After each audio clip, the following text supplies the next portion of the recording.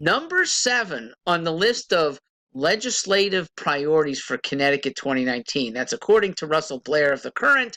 According to me, here's my take on vaping. It's dumb. Now, whether there should be legislation about it is really up in the air, more than most things. And thus, I, the liberty-minded person, the individualist, the one who does not want state rules that affect all, this is a prime candidate for no legislation at the state level. Let towns and enclaves decide, or maybe not even towns. Maybe it's just individual families, individual schools, individual restaurants.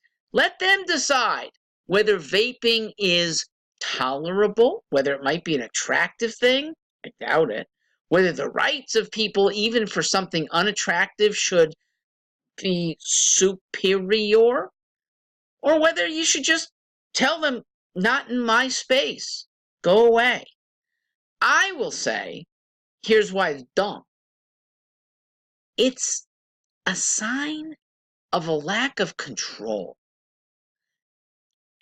It's just as bad as smoking, but then there's this other social element that may be worse than smoking. It's that you're blowing smoke in people's faces. Now, maybe it's just air droplets, but you tend to have less control of those than the direction of your cigarette smoke or your pipe smoke.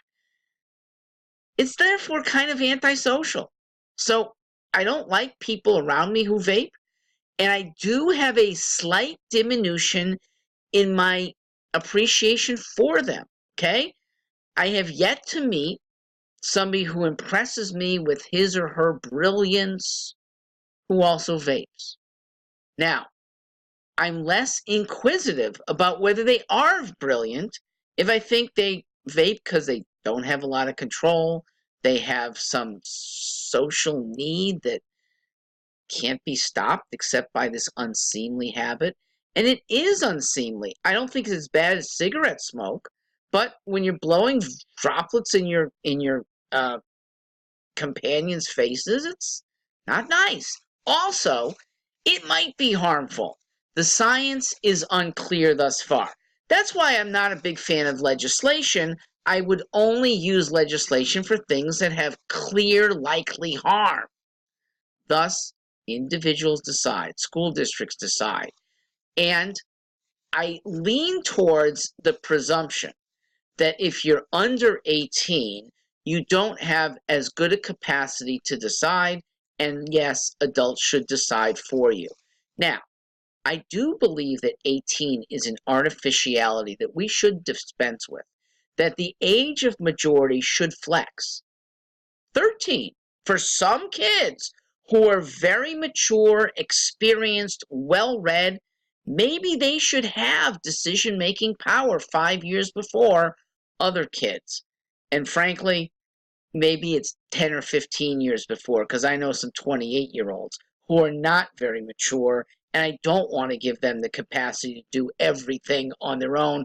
They'll ruin themselves and maybe ruin others. So majority is something that I do think the legislature might want to look at and make it a standard that's up to a tribunal, a local group of 4 or 5 people that at some age, when you think you're mature and want to have independence, you present yourself to them, okay? This is how I've started to earn a living. This is how I've saved.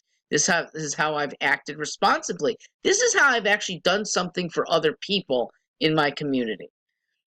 Show them those things, and we grant you adult status. Till you do, maybe you stay as a minor, and somebody else should be looking out for you. All right, I'm trying to look out for everybody in Connecticut. I hope this is satisfactory. I'm Mark Greenstein.